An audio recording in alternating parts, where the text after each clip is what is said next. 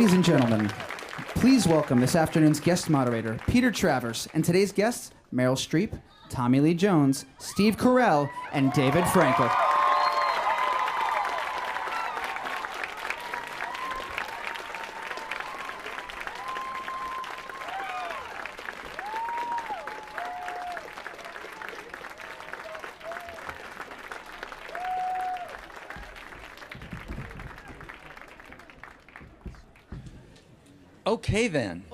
Okay then.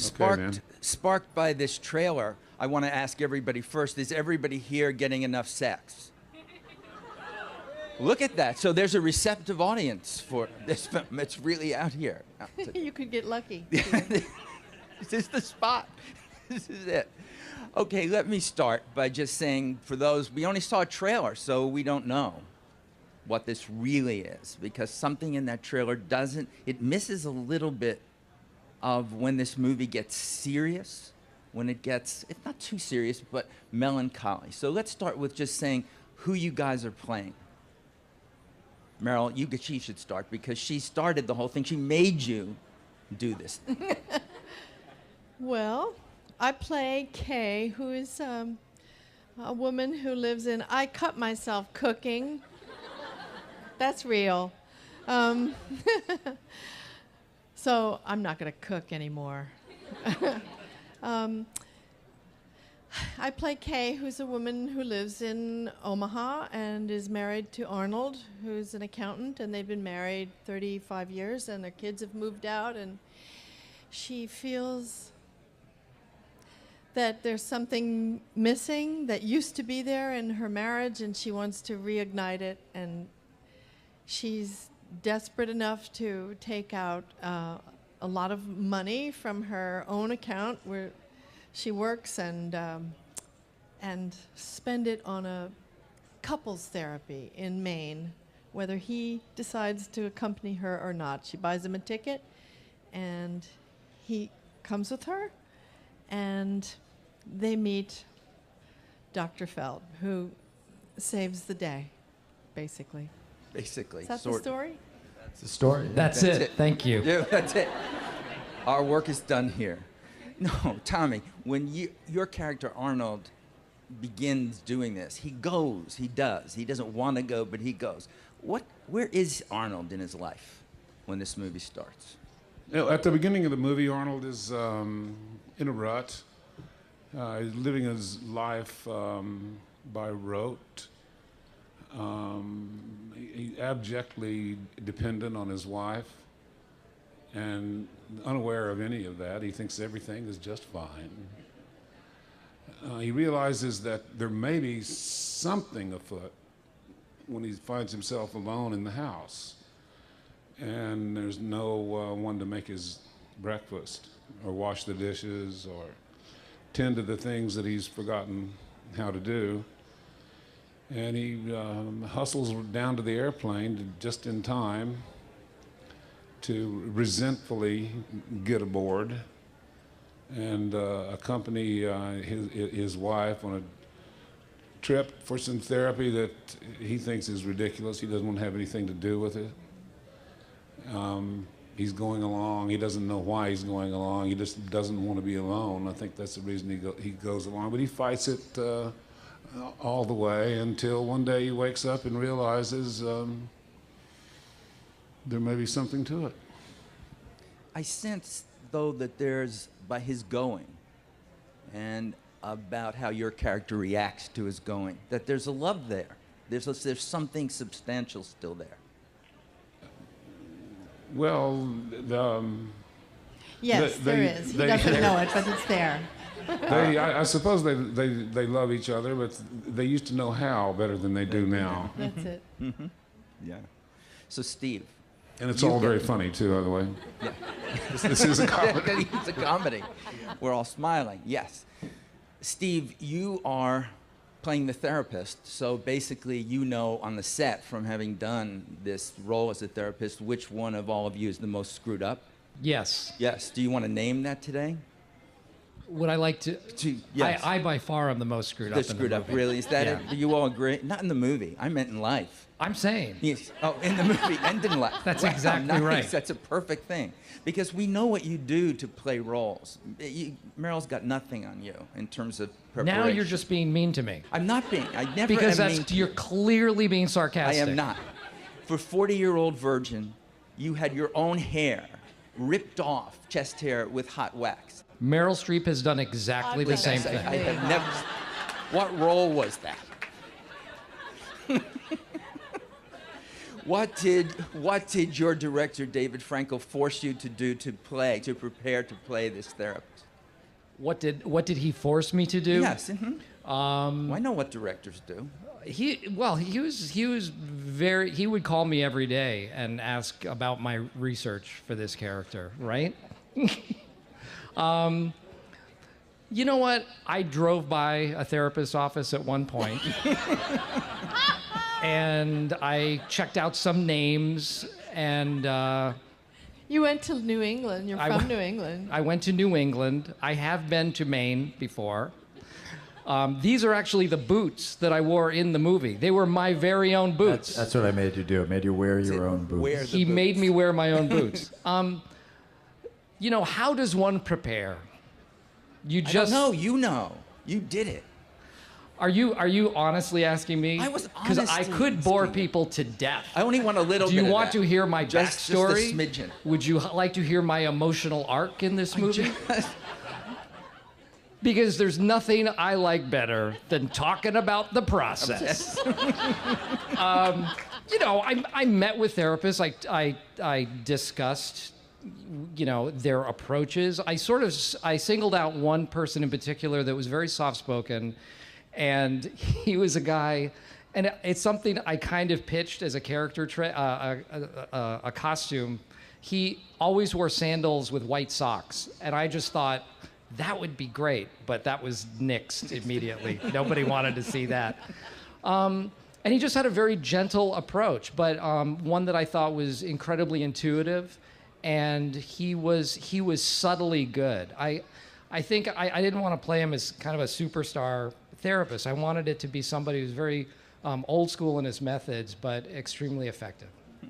All right, David, so you've got the three of them here, and you're making a movie about a marriage, I think 31 years, where we know that most audiences that go to the movies aren't yet even 31 years old.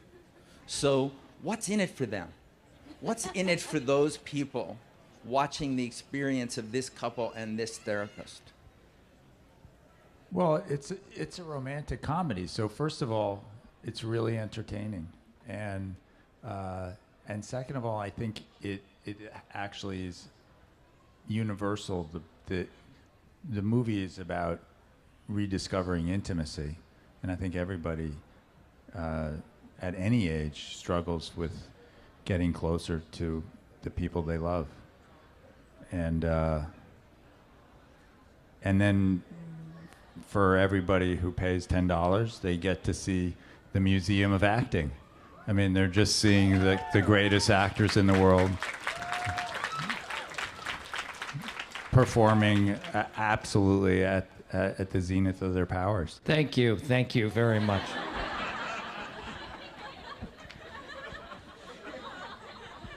Seeing the movie twice will make your all your relationships rock solid forever. Imagine Cure all of your ills. What happens at 3 times? 3 times is bliss. That's Endless the way it works. bliss. Well, let's stop for a minute then before this and see this clip from the movie so that I can then ask you a penetrating question about what you just saw. All right, I have to ask, seeing that, I'm looking at the 4 of you. I know because I do really incredible research that each of you is married. Each of you is married for more than 10 years. Meryl, almost as long. Can I share with everyone today is Steve's 17th wedding anniversary? Yay! It's also my wife's. So let me, even though that's a great thing, and we'll have a cake, really, later. did any of you ever feel the need to seek help in terms of intimacy issues during the years of your marriage? No. Why am I not shocked? No, listen to the silence now.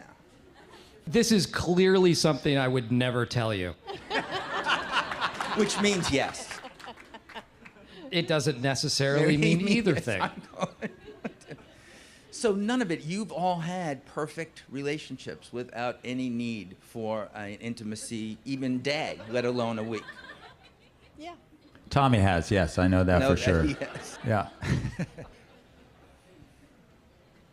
What was the They're question? looking at you. It was the same question, and your answer was no. Oh, okay. I didn't even say if you did it. I was just wondering if there was ever a time where you felt the need for it. Or do you believe that basically people should work out their own problems in a marriage? Or any relationship? I don't know what people should do. We kind of take care of business at home in our own way.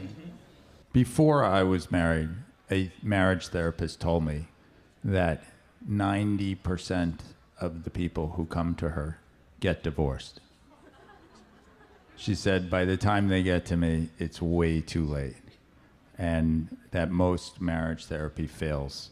And really, it's a way for people to end things, not an attempt to renew them. And That may have just been her. That therapist. I didn't. So, I think the story that we're telling here is, I think it's a marriage really in peril. If you get this far, it's things are really bad, and I think that's what makes the movie. One of the things that makes the movie so compelling is that it's a life and death story. It's a story about two people who will be dead in some way if they can't make this work. If Kay has to stay in this marriage, she'll be dead inside, and if Kay leaves, Arnold will be dead without her. And it is a comedy. And it's Yes. Right. So we have all that mixed in with it.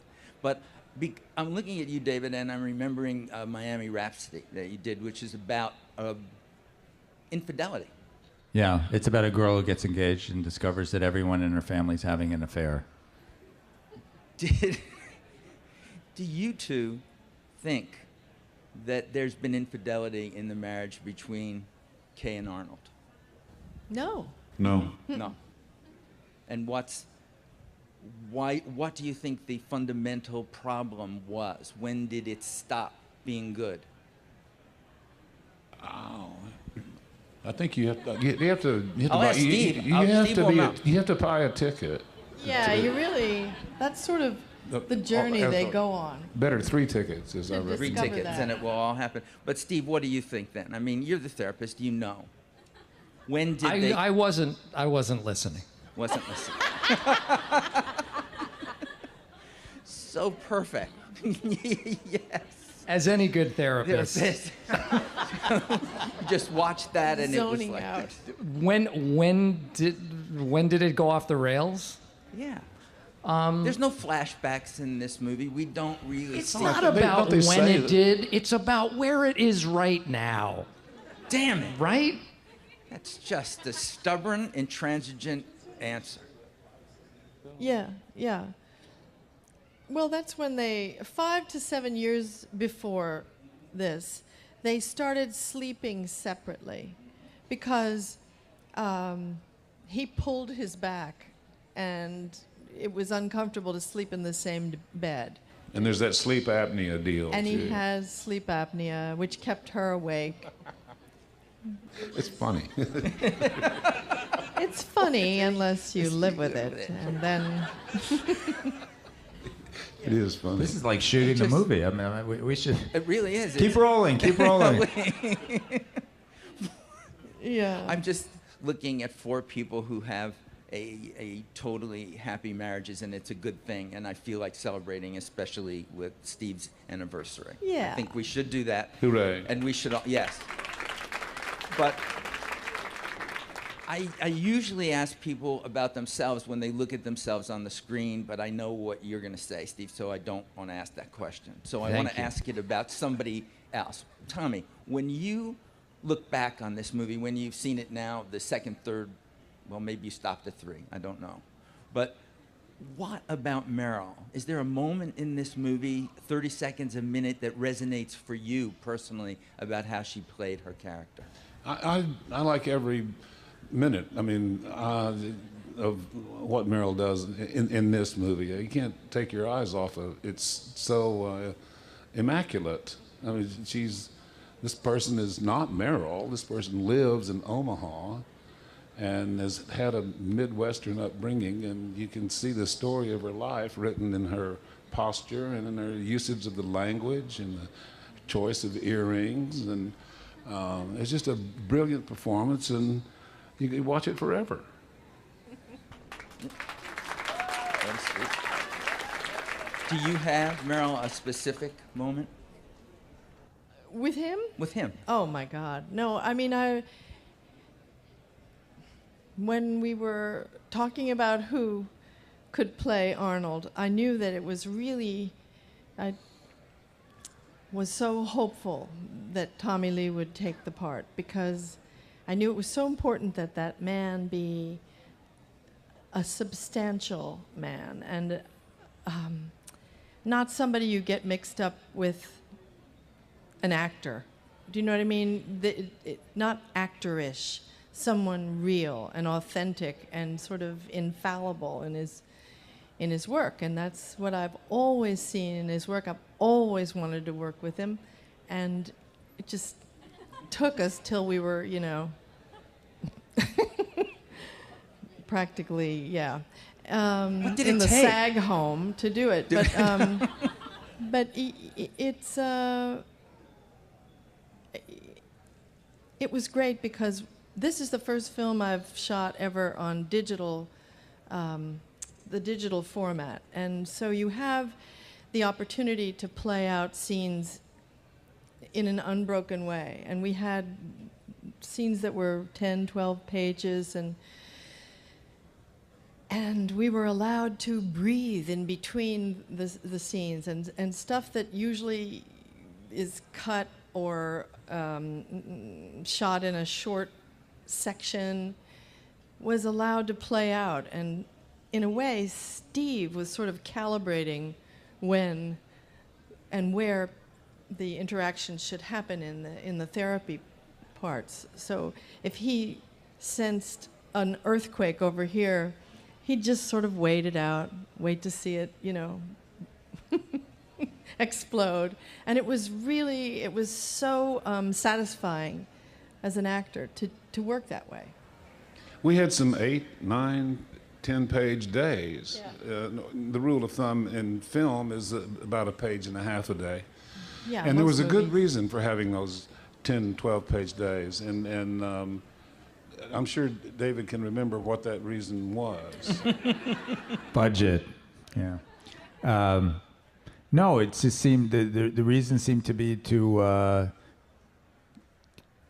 keep the each scene was like a one-act play, and each scene had a very distinct beginning, middle, and end, and it was important. It was really valuable in movie making to get it all in one moment, and then it meant that we could shoot faster and accomplish other things. How much film time do you get out of a 400-foot magazine?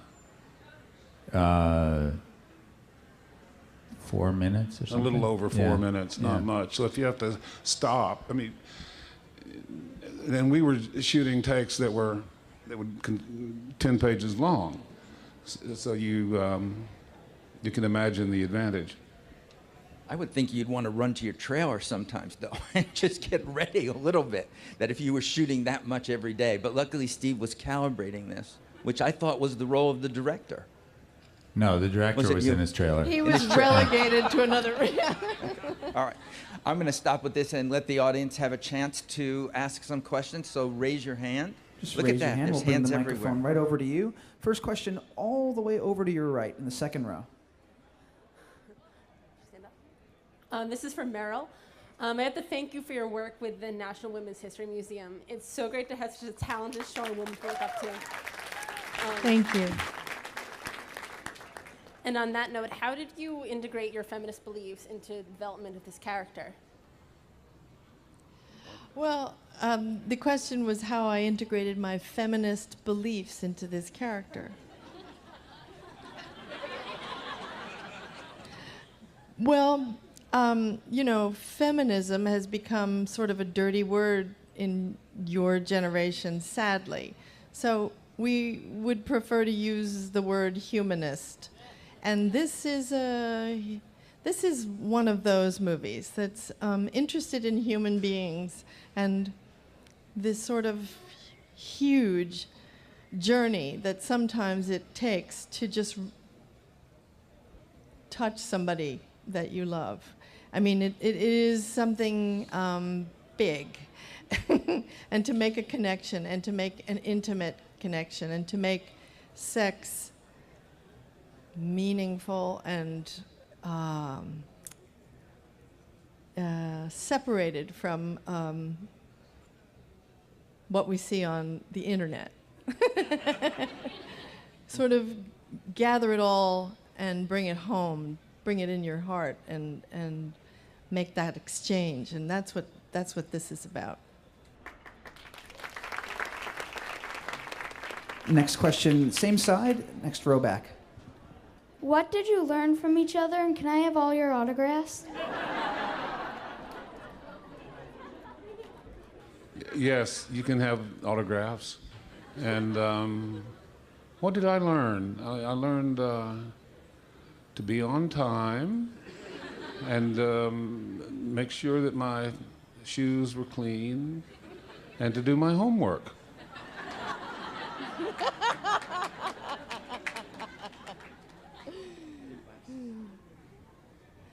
And I learned something from Tommy Lee, who told me almost on the last day of shooting when I was apologizing for not being very good in the scene.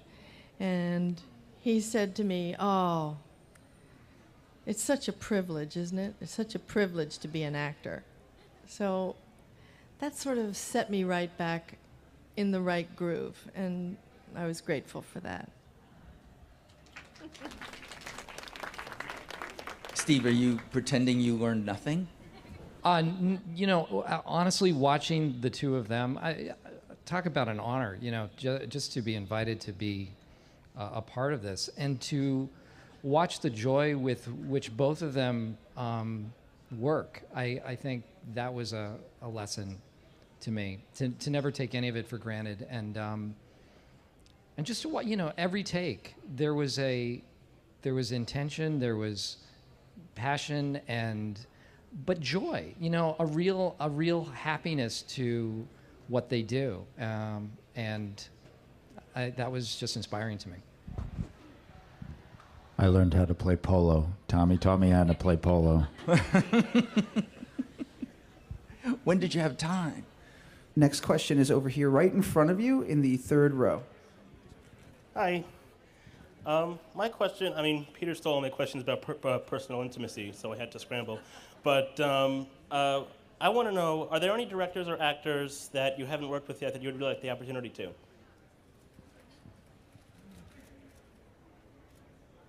I'm good with this.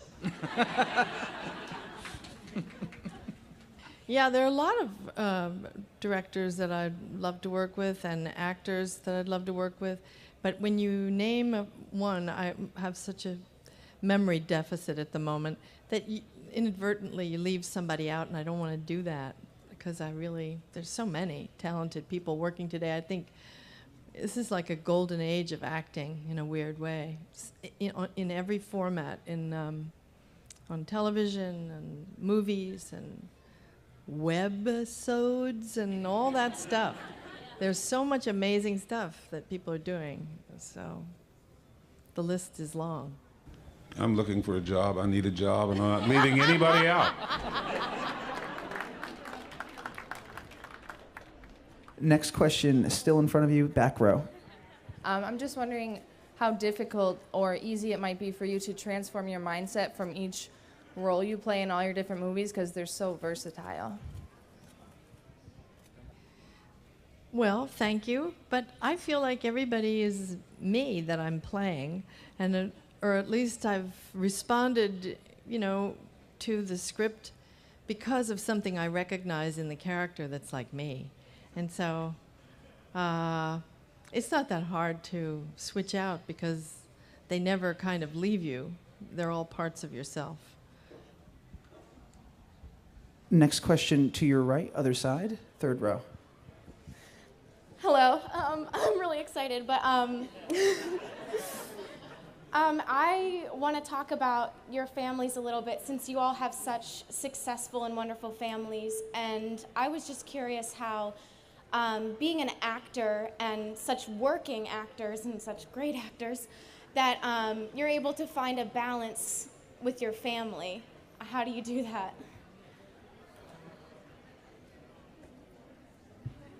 I have more, but Steve?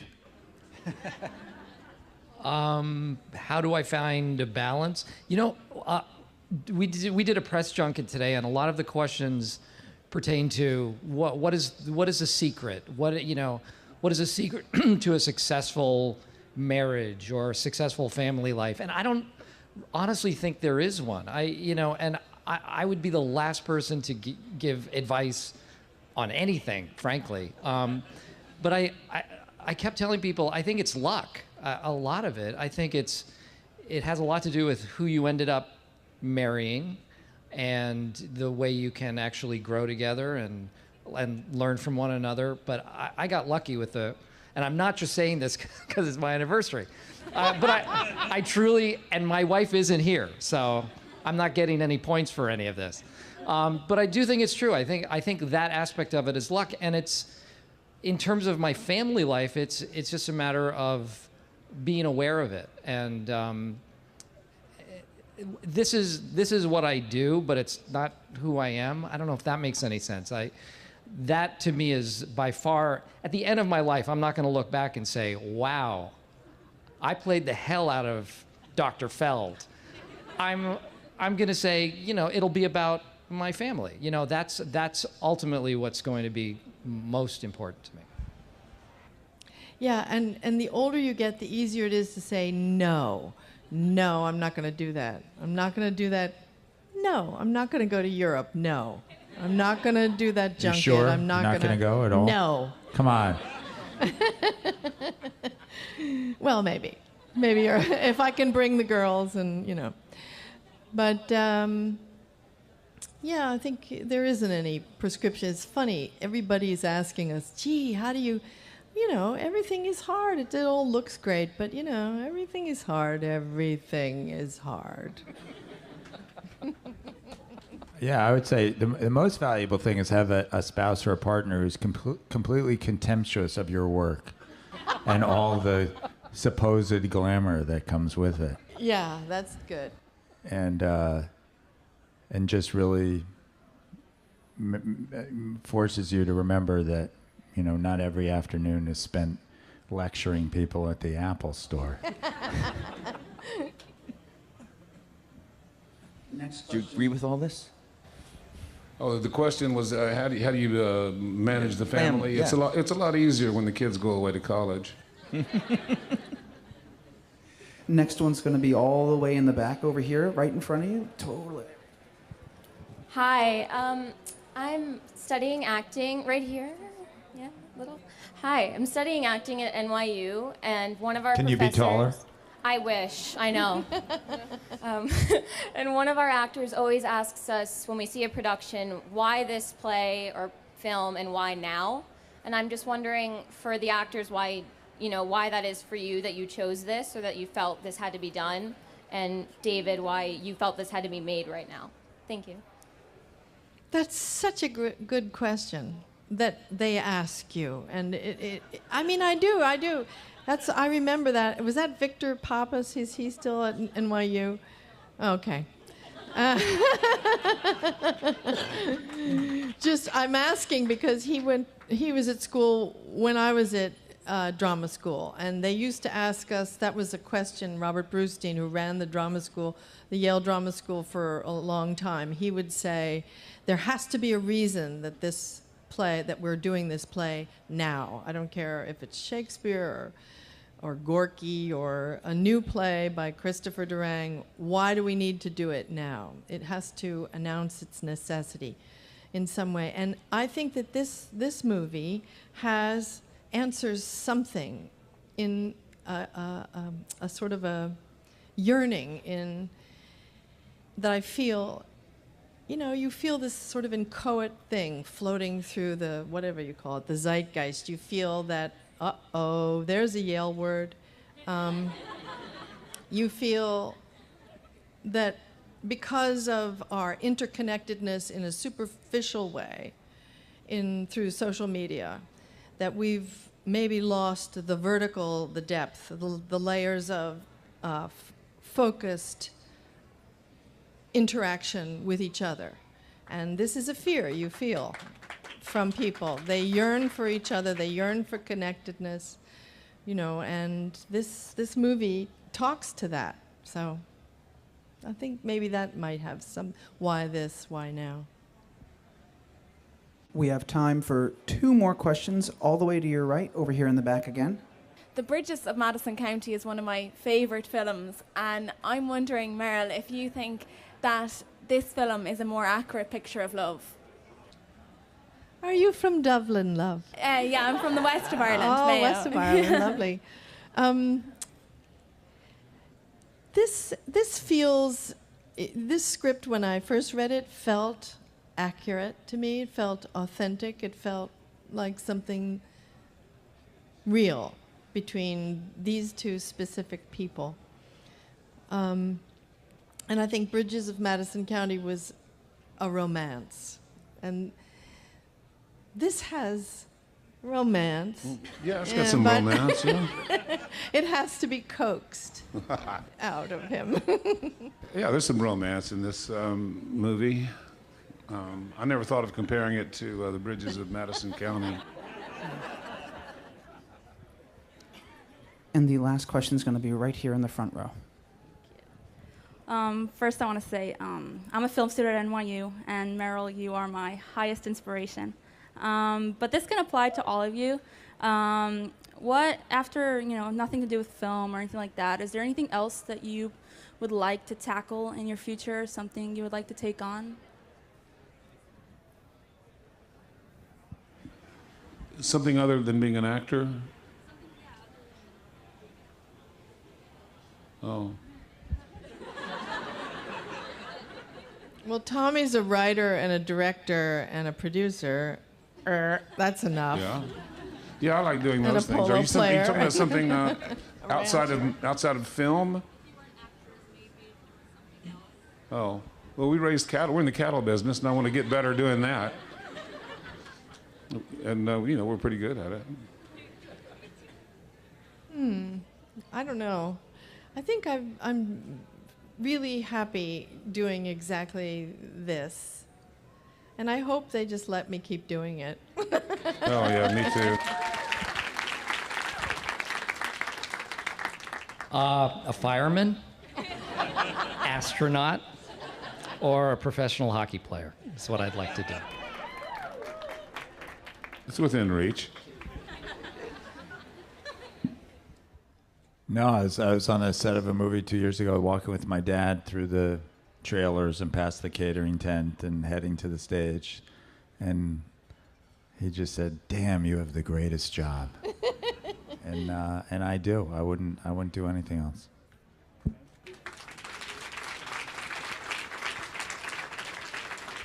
All right, then. We end happy, which is good.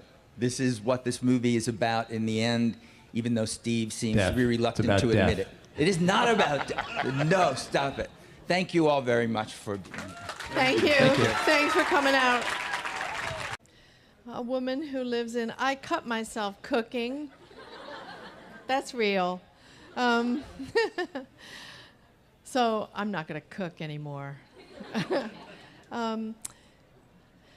I play Kay, who's a woman who lives in Omaha and is married to Arnold, who's an accountant, and they've been married 35 years, and their kids have moved out, and she feels that there's something missing that used to be there in her marriage, and she wants to reignite it, and she's desperate enough to take out a lot of money from her. Ladies and gentlemen, please welcome this afternoon's guest moderator, Peter Travers, and today's guests, Meryl Streep, Tommy Lee Jones, Steve Carell, and David Frankel.